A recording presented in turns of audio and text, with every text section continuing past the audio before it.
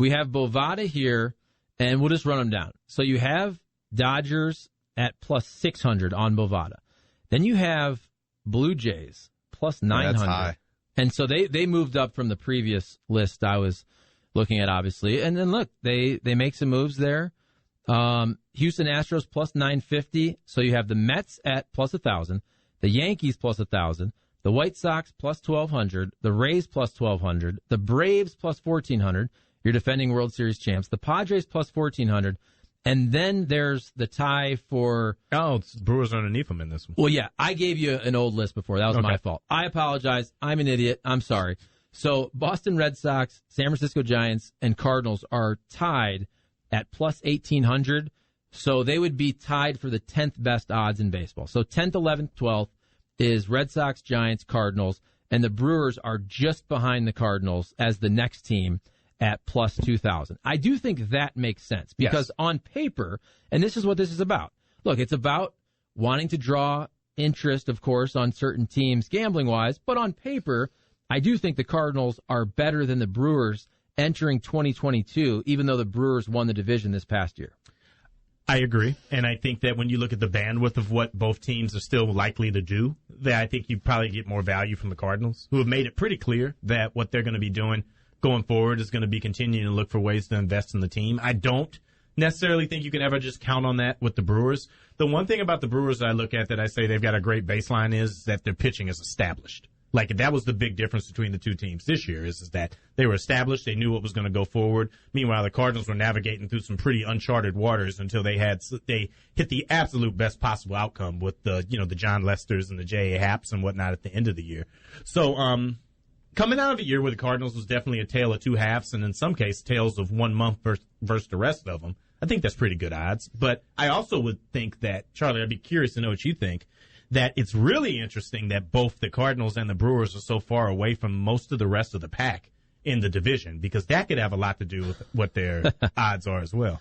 Yeah, and that's where if you're talking about your win totals for the season, which obviously is different than your World Series future odds, but how many teams are trying in the National League Central? We know that the Pirates aren't whatsoever. They're trying to do something. They're not sure if we know what. They're always building for 5 years from now.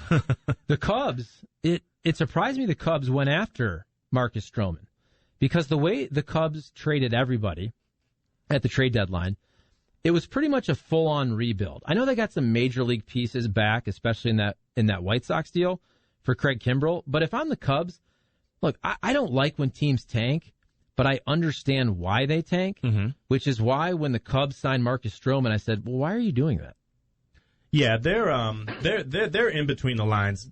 Them signing Marcus Stroman told me a couple things. That A, they realize they don't have the bullets in the gun that they need to be able to try to compete, and that maybe they were two other things. Maybe they're waiting to see what happens on the other side of this CBA and what that means for how they go about rounding out their offseason, because they certainly have the capital to do whatever they want to the roster, more so than any other team in the Central, honestly.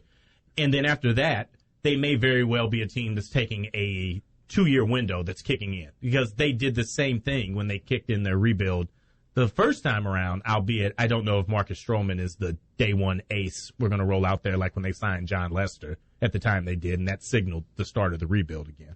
And you have a sneaky, decent top three, especially when you look at Cal Hendricks as well. Yeah. Stroman, Cal Hendricks, and they picked up Wade Miley. Yeah. And Wade Miley they stole Wade Miley. Right. They got Stroman for a good deal. It was like 3 for $73 or something. Well, no, they did, but and that's why I would understand if that was more like a 5-year deal. When you look at what they got with, for example, John Lester, and they had John Lester for a long time. If I'm the Cubs, if you're being honest with yourselves, do you really have a chance to compete next year? Or even in year 3? I guess in year 3 of the Marcus Stroman deal, could they be back knocking on the door to compete? If you look at their position players, they got rid of everybody. Now, you have Jason Hayward, who has a huge contract. He's a serviceable player, but he's no longer any type of all-star caliber player. You like what Patrick Wisdom did. But when you're talking about the Cubs from a position player standpoint, they don't got very much at all. They traded everybody. The Cubs are at that point where you know who their all-star is going to be before the year starts. That's when you know you're in a tough spot, when it's like, well, Contreras will be the Cubs all-star. So we'll figure out the rest of the team from there. That's when you're in the tough spot when you're there. You hope that Ian Happ can become somebody. He's got a lot of Randall Grichuk to him, in my mind, if you think about a local guy. But other than that, I mean, you go to spring training, and you should feel great if you're a young guy in the Cubs system because you'll have a shot. And that's where the Cardinals, being a team that they always go for it, but you made an addition with Steven Matz. We know it's Yachty and most likely Waino's last year. And I don't think that means, okay, the Cardinals are going to 100% go for it at the trade deadline, but I think that will be in their brain when they're thinking about how to improve this team, especially if trade deadline comes and they're knocking on the door to separate themselves. And that's where, when you look at the odds, I think it's about fair. The Dodgers in the National League are far and away above everybody else. I'm not so sure the Mets should have that much better odds than the Cardinals, but it does seem fair that the Cardinals are right around, let's say, the Giants, the Padres, the Braves. I'll even throw in the Brewers. And it's up to one of those teams to really separate and get close to the Dodgers. That's why. Would it surprise you if the Cardinals are better than the Mets? I don't think the Mets' odds should be that much better than the Cardinals. I understand they made some splashes. The Mets are carrying upside odds, though, right? Like, Lindor will be better. This guy will be better now. There's a lot to say about that. One thing I'll say about the Cardinals, though. Of all the teams that I look at in the National League, when you try to figure out what it's going to be, they're the team that I look at the DH coming over could have the biggest impact for, because they've got a very clear space that they're set for the most part in their everyday lineup. So if you're going to just give them a piece that doesn't have to interrupt that could make a really big difference in what they look like, odds or real life outcome. And that's where, if you rotate that to give some of, especially your older players, if that's a rotation to give Paul Goldschmidt a day off his feet at first, to give Nolan Arenado. Now, clearly, these are Gold Glove guys. You don't want to do this all the time, but It's more about taking them off their feet every once in a while, strategically, every 10 days or every 2 weeks, to keep them fresh. And that's where potentially you can roll in a Nolan Gorman. Yeah. As a guy who plays a little bit of second every once in a while. Maybe he can be a guy who's your backup third baseman for 10, 15 games. Maybe he's your DH. And he's probably not on the roster to start the season. No. But if you add a 25 home run type guy to that lineup, you start to lengthen it out with much more production. So with that in mind, would you be against them getting engaged in the market when everything thaws out and just let it roll through the pieces that are in place there? Or do you think it's an opportunity to say, all right, this is a go for it type of move? Well, I don't think they're going to do that with a Kyle Schwarber type. So the player I was talking with, Kamish, I guess it was several weeks ago, and he brought up Colin Moran. And I think Colin Moran could be the type of player they're looking for, with a left-handed hitter who can also be your backup at first and third. You don't have to play him every day, but he can be very valuable as a backup and a bench bat. And that's where the Cardinals in 2021, they had no bench. They had no bench whatsoever. There was no depth, and there was nobody coming off the bench ever that scared you. And the good teams actually have a player you can bring in to pinch hit or come off the bench. Look at the Braves. When they're bringing in the playoffs, Jock Peterson off the bench. There are teams in specific spots you can bring somebody off the bench to do damage. The Cardinals never had that last year. Could I get you interested in buying any Jorge Soler stock? Sure. I mean, people forget Jorge Soler. What do you have? 48 home runs. Yeah, it was something incredible like 2 years ago. He's also you're riding off an all-time high where he just won the World Series. He just had some huge moments. He's probably going to be overpaid, but I do like that type of player. I want the left-handed version of that guy, though. Okay. Why do you think it is that we're so much harder in things like baseball with PEDs versus being more lax about people that break protocols here with this? Why are we stronger in saying, oh, he took steroids, he doesn't count, versus saying that, hey, you did this, it's okay, it's no big deal? You know, that's another great question. I think it's more about being in the moment. Okay. To me, time heals all wounds. Was I mad about steroids? Well, hell, I was 16. I was watching Cal Ripken's streak when they came back. I was watching the 98 home run chase. Sure, I looked at these dudes and were like, wow, they're really working out. I'm sure they're taking Andro, whatever it was. And then when the real scandal comes out, when you have the Mitchell report, when you have Balco and all that, okay, I was when I say mad, I was sports fan mad. Right. But then what was that, 2003? The home run chase was 1998. we're getting close to 25 years away from that. I'm just not going to be mad my whole life. Right. I get it. Like, as time goes on, we forgive and forget. Guys like Mark McGwire. Okay, if you love that chase, then you were mad at him for doing it. But then he came back. He was the hitting coach. They won a World Series. Seems to be a much better guy now with the media. Seems happier. You forgive him. Whether it's Barry Bonds, Roger Clemens, even the Hall of Fame voters, they're all forgiving. At the beginning, you look at their percentages. They had no chance to get in. With each year, as time heals, their percentages go up and up and up. And I think people just kind of, after a while, don't care as much. And I think that's the same with COVID. If you're mad now, 5-10 years from now, like if you're mad at Aaron Rodgers for saying he was immunized but pretending he was vaccinated, or Antonio Brown or whoever the hell was making these fake vaccine cards, if you're mad about it now, and I totally get it, 10 years from now, I don't think you're going to care very much. I agree. I agree completely. The only places that you see it at is going to be, it's interesting because the reason why I brought that up was I was reading earlier about this year's Hall of Fame and looking and seeing what was coming along. And I was looking at some of the people that are making a case for the impact of the vote. You know, there's obviously on the Baseball Hall of Fame ballot, there's 10 slots. You get to vote for 10 people a year. That's how it works. People feel a way about that. But you've got so many people on there who could still kind of divide up votes. You've got A-Rod entering this year. You've got David Ortiz entering this year. You've got the leftovers with Bonds and Clemens and that whole lot. And then you see people like Scott Roland or Todd Helton and things like that. People that kind of fringy, you know, they're not going to step in and just blow you away.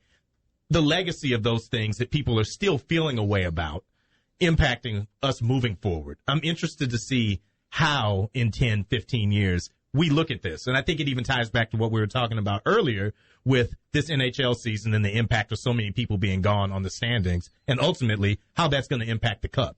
And you mentioned guys like Todd Helton and Scott Roland, who, from all that we know, those guys did everything right. And you call them fringy. And I agree with you, but also all these fringy guys would not be as fringy if the other guys didn't have these ridiculous, gaudy numbers.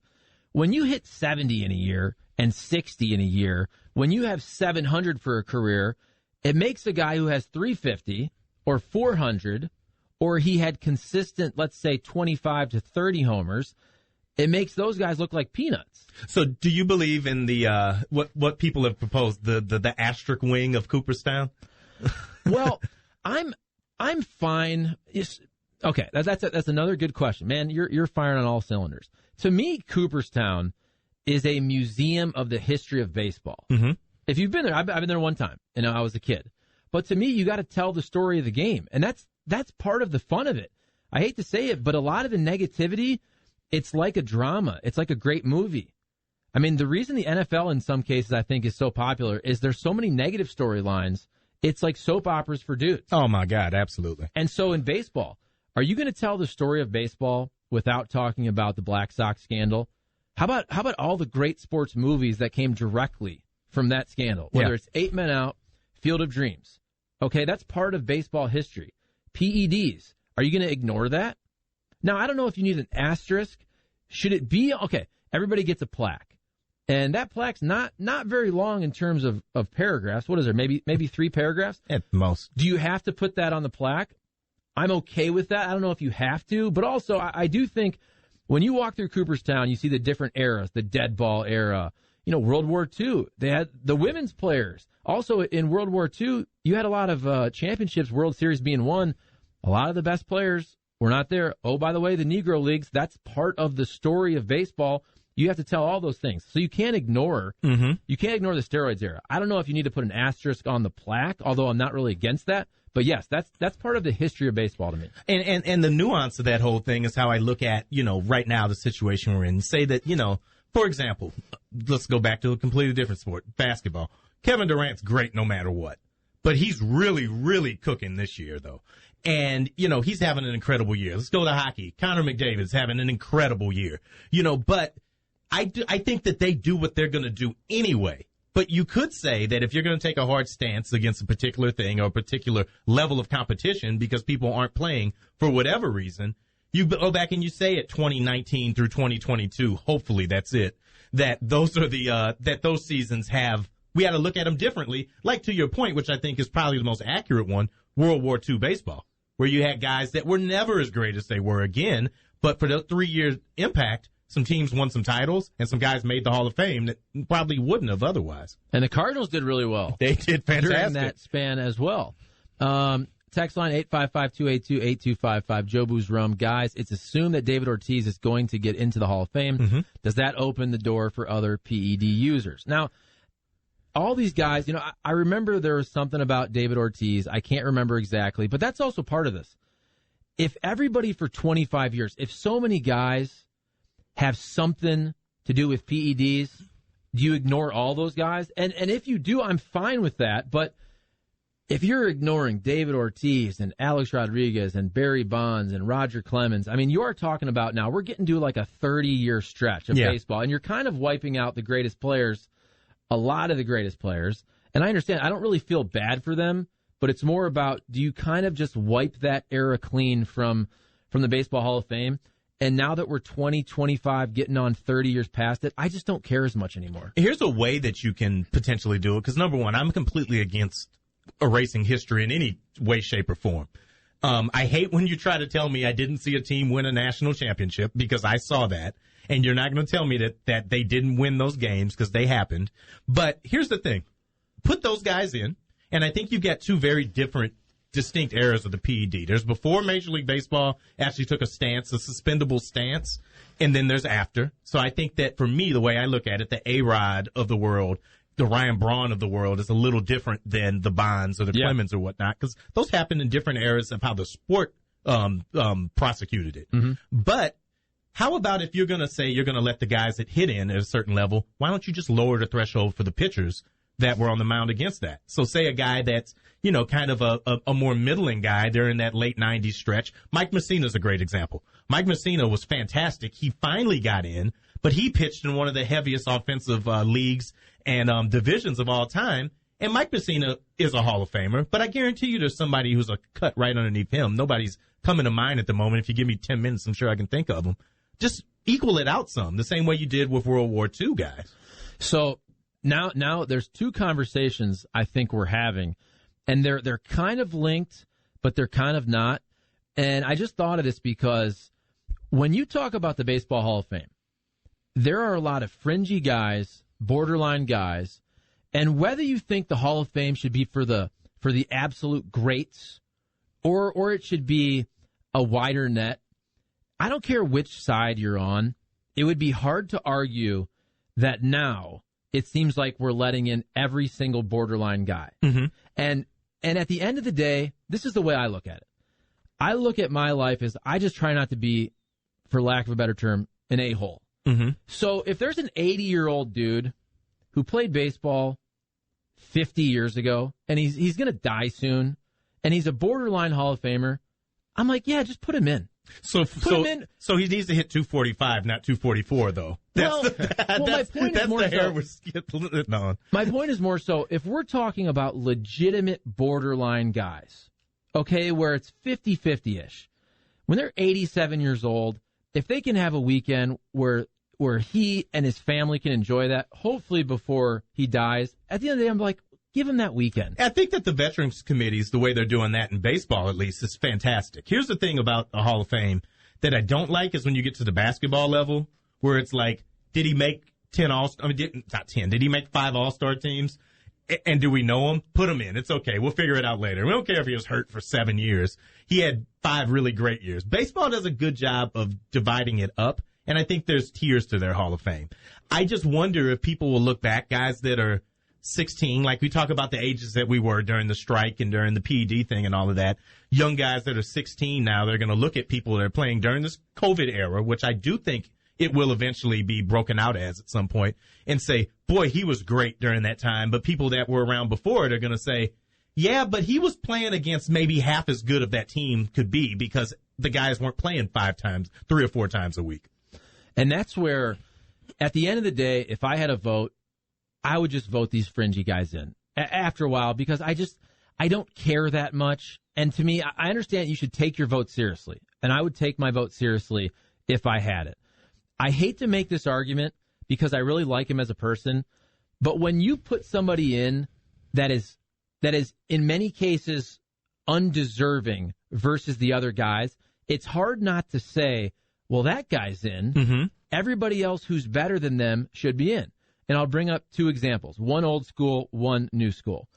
If you're reading baseball history, everybody says, a lot of people says Bill Mazeroski should not be in. Mm-hmm. He's in because he had the famous home run. Okay, he was really good defensively, but that he shouldn't be in. Once he got in, it kind of lowered the bar. All right, and I have nothing against Bill Mazeroski. I certainly have nothing against Harold Baines. But when Harold Baines got in, even though he was a really, really good player, there was a lot of other players that said, well, I was better than Harold, and he's in. And so, I mean, there's a lot of guys, like, growing up watching the Tigers, I would love to see Lou Whitaker get in. How is Lou Whitaker not in? Alan Trammell is in. That's an outright crime, though. There you go. Lou Whitaker should be in. But that's my point. If you're going to put in all these guys, these fringy guys, you're opening it up to a lot more fringy guys. And Scott Roland had a great career, but he is kind of on the borderline. Jim Cott, really nice career, but it took him a long time to get in, and I'm glad that he's in. So you can be glad about guys getting in, but also be real with yourself that we're kind of letting every single fringe person in. Yeah, and I think that this year, and this is going to completely pull us away from the COVID portion of it, though, but is that I looked at that this year and looked at, we're pretty much exclusive in the era that I watched day in, day out and saw. Looked at numbers, and I looked at a couple of people that were up this year. Obviously, I talked about Todd Helton being one. I looked at David Ortiz, who's at that first base DH role, so those 2 guys be in there. But then you looked at a Ryan Howard. You looked at a Justin Morneau. You looked at a Prince Fielder. Those are probably the next 3 best first basemen that are on the ballot as well. You've got an NL MVP in Howard, home run champion. You've got an AL MVP in Morneau, batting champion. And then you've got, who's the other guy I said? The third guy I just said. Oh, Prince Fielder. Yeah. Another guy who was career ended early, but was having numbers that put him right underneath that Pujols class when he was at his peak. It's really hard to split the hairs between people like that. So do you say one way or the other? You just say, am I putting you in for your peak, or am I putting you in for how your numbers were against everybody across the board in the history of baseball, or is it about what you did for your era of the sport? It's a really hard argument to make about how it is and how you approach your ballot, and I think everybody does it a different way. And you bring up 3 really good names because, and I was looking at the ballots, and I saw names like Prince Fielder, Justin Morneau, and Ryan Howard. And if I was a voter, I would do it this way. This is how I think, at least. To me, there are guys where you immediately say yes. Okay? There are guys you immediately say no. Mm-hmm. Now, the yes guys, like, you're a surefire first ballot Hall of Famer. Mm-hmm. That's a very small percentage. Yeah. When you look at a guy, you say no. Most of those players aren't even on the ballot. That's like 95% of baseball. Mm-hmm. And again, whatever this percentage is, I don't know. I'm thinking off the top of my head.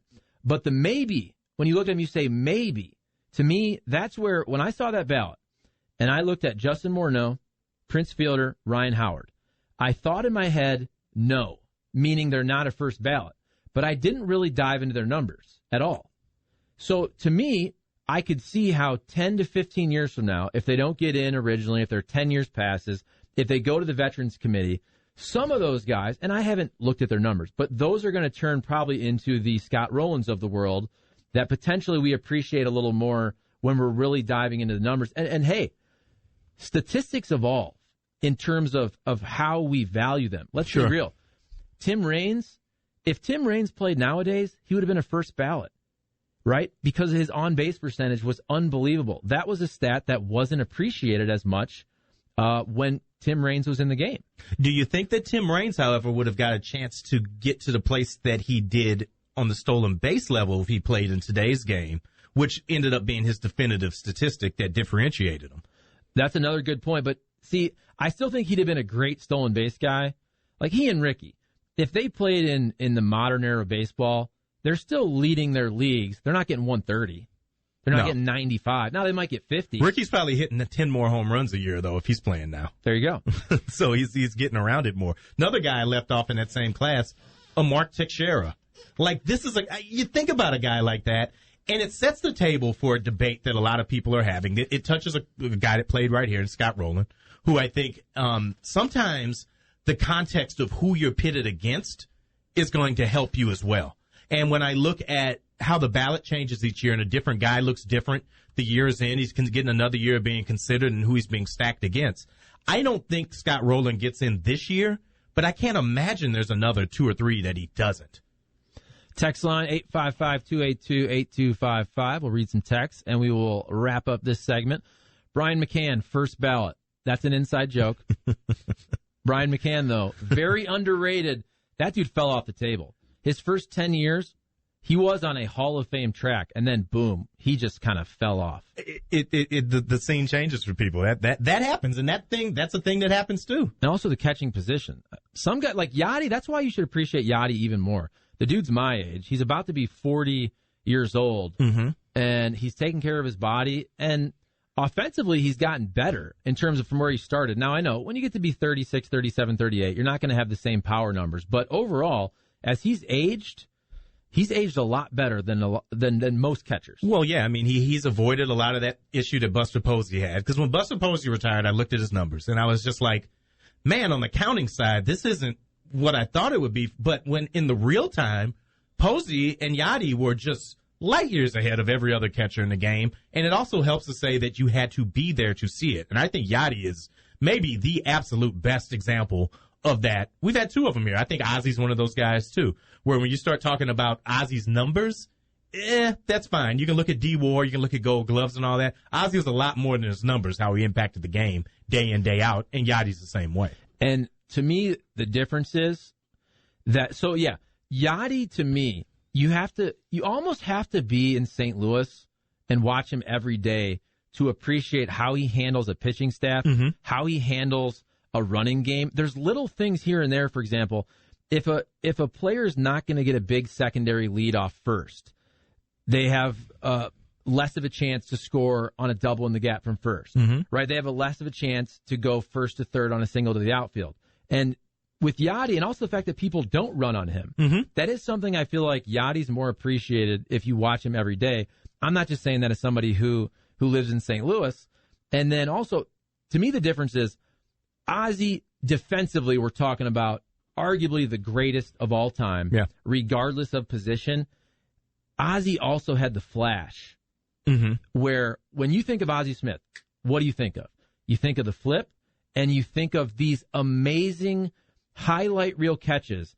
In my head, when I think of Ozzie Smith, I think of the one where he's running out to the outfield, and there's almost a head-on collision that could have freaking given both of them a concussion. Right. That amazing play.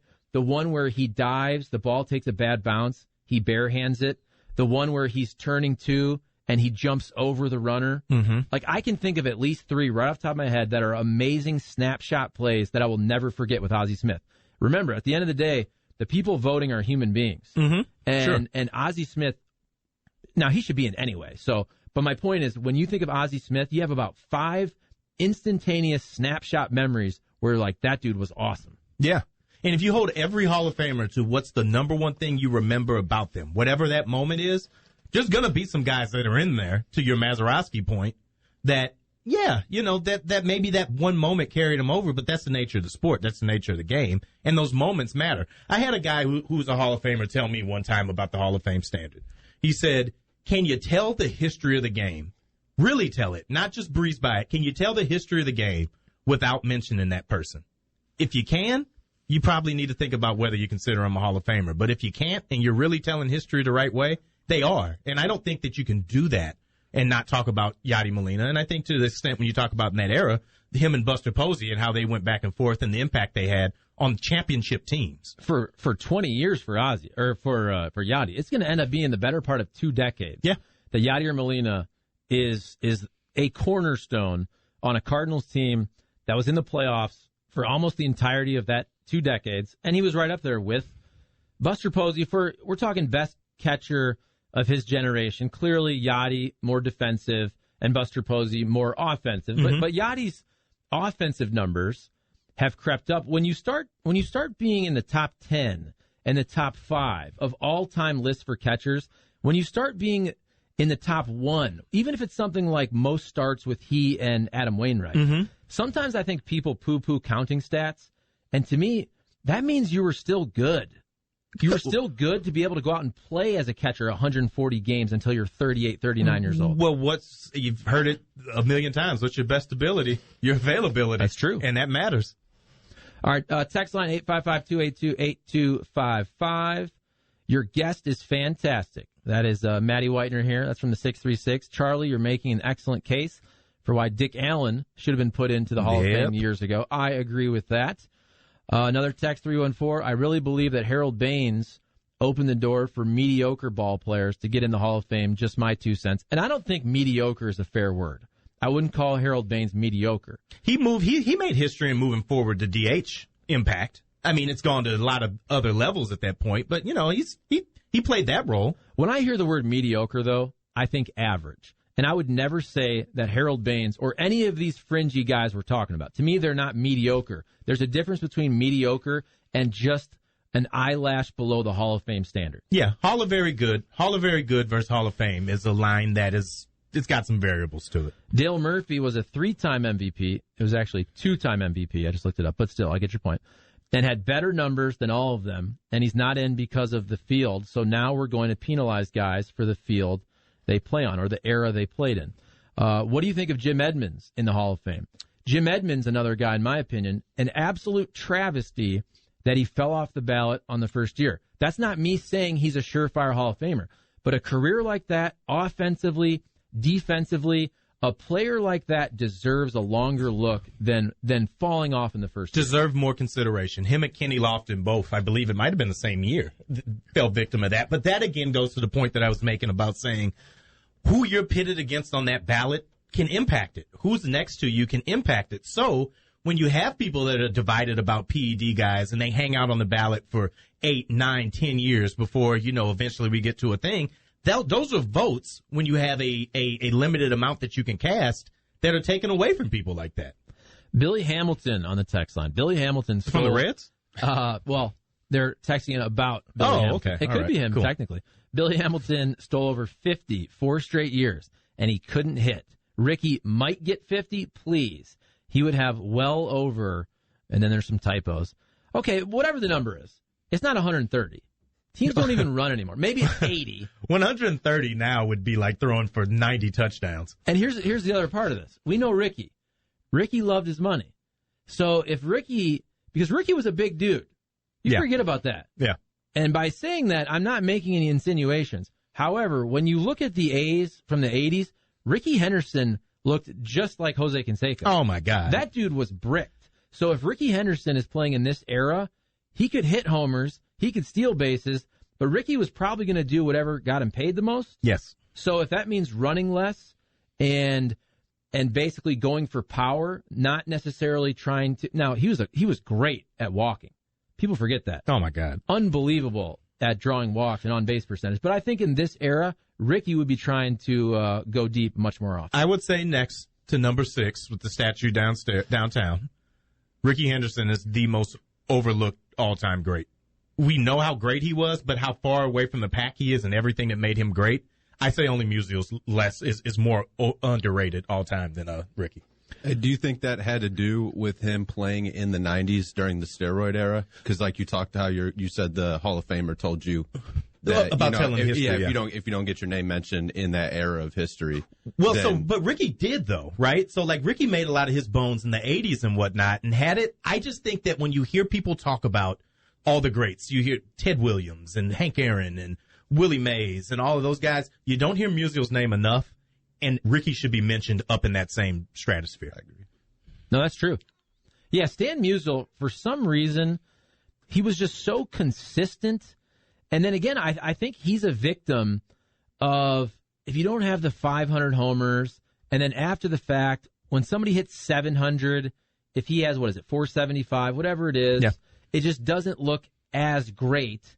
And he was a big doubles guy, but he was just such a consistent hitter. Yeah. For 20-plus years. I do feel like he's overlooked in the sense of when you talk about the greatest, he should be in that.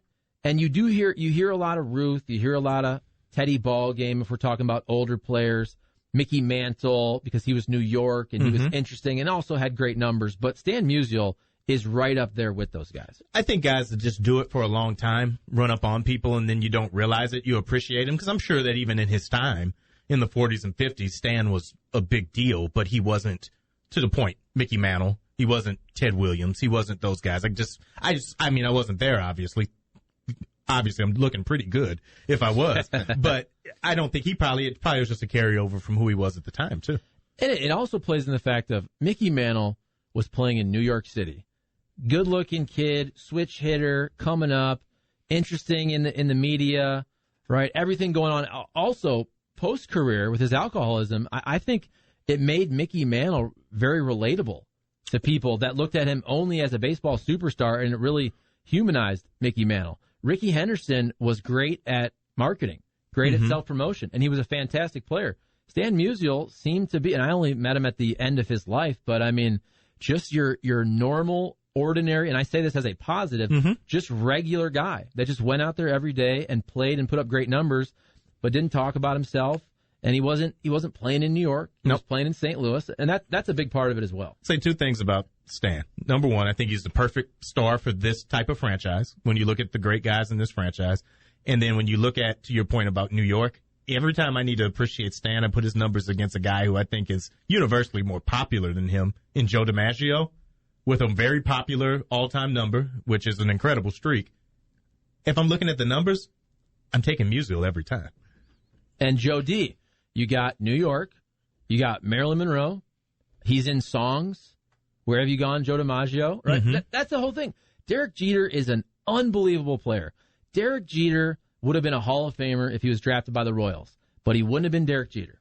Nope. Right? Derek Jeter still would have done very well with all the women of Kansas City. But it's different. If Derek Jeter played 20 years, so he'd have been a George Brett type. George Brett's great. Are we talking George on or off the field? No, I'm just saying his aura as a player. If Derek Jeter plays 20 years for the Royals and wins, let's say, one World Series, because the Royals ain't winning however many Derek Jeter won. Yeah, no. What was it? Five? Okay. Yeah. The Royals, maybe they get one with Derek Jeter. But if he plays 20 years with the Cardinals or the Royals, he's not the same Derek Jeter we think about to this day. No, that's fair. All right, a couple more texts here. Here, I like this. We'll end on this one here. Look, we went the whole hour, baby. It's all good. Baldwin Bandit says, Charlie, off topic, but what is your drink of choice around dusk on a nice Christmas Eve? Matty Whitener, Seth Close, I'd like your answer. I would say on Christmas Eve, I don't mind a Christmas ale. I like the Christmas beers, but if you're going to go alcohol, I know this is old school and boring, but just a rum and Coke, I'm fine with that. What do we think? I will take the eggnog and take it to a level that's questionable if it's still eggnog. I'm not an eggnog guy. I'm going to take the nog. I'm going to take some Maker's Mark, and I'm going to make it about the same color as I am. It's going to be a very nice, smooth, tannish color by the time I'm done with it. Seth Close? I like eggnog. Yeah. I do. I like Coke or rum and Coke as well. I don't know. I'll drink anything, honestly. I don't really care. As long as it's not like a Natty or like a Keystone. And I love all the local beers as well. Like I like going to the store and just getting a new beer I've never had before. But I have to say that Sam Adams Winter Lager is pretty dang good. It is good. And you speak about going to the store and buying a beer, I remember when I went to the store and I saw Cam on some beer and I called him and I said, I mean, is this what I should be doing? He's like, yeah, it's great. It's great. I've got the best one in there. It's way better than everybody else's. He just buried everybody else that was in the beer with him there, and it was pretty good. So that was a good store discovery too. I don't think a stout is good until the calendar flips to December either. I swear I don't drink stouts until it's December. So you're a seasonal drinker. Pretty much. I'm the same way though. I got you. I'm the same way. But I don't like stouts. You know what I mean? Like I don't like them until like I'm with my family, opening presents. If you and stuff. drink I'm like, I'll have one. If you drink a stout at like the third inning of a Cardinals game in August, you're going to pass out, first of all. So, yeah. Splashback says cinnamon whiskey and apple juice is his drink of choice. And here, this is perfectly said. This is why the listeners are better than I am. Joe Boozerum says, Derek Jeter is Barry Larkin outside of New York. Ooh. And that's perfect because another underrated guy, Barry Larkin, was awesome. Defensively, offensively. He was also in the era of Ozzie, so you didn't appreciate his defense as much because Ozzie was so great defensively. But go ahead and look up Barry Larkin's offensive numbers. We're talking an MVP. 95 MVP? He was awesome. Yeah. But he's not looked upon nearly as much as Derek Jeter because Derek Jeter has the championships, he has New York, everything going on. Go back to 9/11, how we think about baseball. And Barry's got a title, and you never think about it. 1990, Barry beat the A's, and it was a thing. Hey, before we turn the corner on this hour, I want to throw this at the chat line. I'm going to throw it to everybody here while we're talking about drinks, because I discovered something recently, and I was just like, what's that about? And I need to try it still. I found out that Mountain Dew was created to be a chaser with bourbon. Really? So that it was originally created to be that, and now it's become something completely different. I couldn't imagine drinking those together, but I want to see now if it's the purpose of it. It sounds like one of those back in the day glass bottle Gatorade type creations, and it's a whole different thing. I want to know if they know about that, if anybody else has heard about this, or if somebody's taking me for a run. It's funny how you can say something and it sparks those memories. In the same way, it's the same way we talked about baseball. You can say a certain player, and that image comes to mind. I had never thought about glass bottle Gatorades until you said that, and now I'm taken right back to after a basketball practice or a baseball practice back in the day. My dad used to take us to 7-Eleven, and back then it was there wasn't very many flavors, but it was glass bottle Gatorade with that old school logo. It wasn't citrus cooler. It was a teal bluish, I believe. Yep. That's funny. Well, I saw that not too long ago when the new Ghostbusters movie came out, and they brought Ecto Cooler out for a second. I was like, I forgot that existed, but now I want it, even though I don't remember what it tastes like. So was that High C? Or was that Gatorade? Okay. Yeah, that was High C. No, I remember that. But they had outdated drinks, and they said that this is coming back. It was like the whole Szechuan sauce from McDonald's and the whole thing. Right.